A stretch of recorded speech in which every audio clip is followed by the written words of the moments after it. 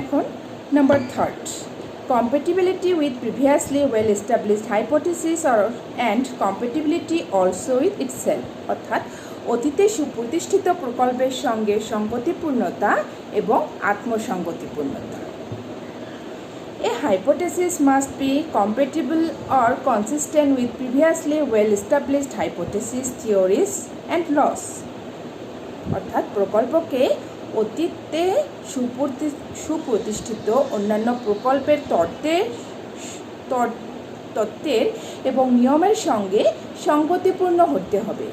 অর্থাৎ যে আমরা প্রকল্পটি বা হাইপোথিসিসটি গঠন করব তাকে আগে বা অতীতে যে প্রকল্প গঠন করা হয়েছিল সেই প্রকল্পটিকে প্রতিষ্ঠা করা হয়েছে সেই সুপ্রতিষ্ঠিত প্রকল্পটির সঙ্গে সঙ্গতিপূর্ণ হতে হবে। Certain things have been established rather definitely and our hypothesis should not contradict with well established facts. কতকগুলো বিষয় অতীতে নিশ্চিতভাবে সত্য বলে প্রতিষ্ঠিত হয়েছে এবং আমাদের প্রকল্প সেই সব প্রতিষ্ঠিত সত্যের বিরোধী হবে না, তাই না? যে অতীতে আমরা কতগুলো প্রকল্প বা হাইপোথিসিসকে সত্য বলে প্রতিষ্ঠিত হয়েছে, কিন্তু আমরা নতুন যদি প্রকল্প গঠন করি সেটাকে আমরা এই পূর্ব প্রতিষ্ঠিত প্রকল্পের বিরোধিতা করলে চলবে না, তার সঙ্গে প্রাসঙ্গিক হতে লাগবে। For example, Leverrier's hypothesis, which states that there is another planet beyond the orbit of Uranus, was consistent with the established astronomical theories and hence acceptable. উদাহরণস্বরূপ লেভেরিয়ারের প্রকল্প, যাতে বলা হয়েছিল ইউরেনাসের কক্ষপথের বাইরে অন্য একটি গ্রহ আছে, সুপ্রতিষ্ঠিত জ্যোতির্বিজ্ঞানের তত্ত্বের সঙ্গে সঙ্গতিপূর্ণ, সুতরাং গ্রহণযোগ্য। It is to be noted that this condition is not a necessary condition of a legitimate hypothesis. কিন্তু এই শর্তটি বৈধ প্রকল্পের আবশ্যিক শর্ত না। প্রথম দুটি কিন্তু আবশ্যক শর্ত, necessary condition, but it is not a necessary condition. Scientists very often reject or modify the traditional views or prevailing theories. New theories may be accepted as true and old theories may be rejected as false. বিজ্ঞানীরা কি করে? প্রায় প্রচলিত পরম্পরাগত তত্ত্বকে বর্জন করে বা পরিবর্তন করেন, নতুন তত্ত্বকে সত্য বলে গ্রহণ করেন এবং পুরনো তত্ত্বকে বর্জন করেন, তাই না?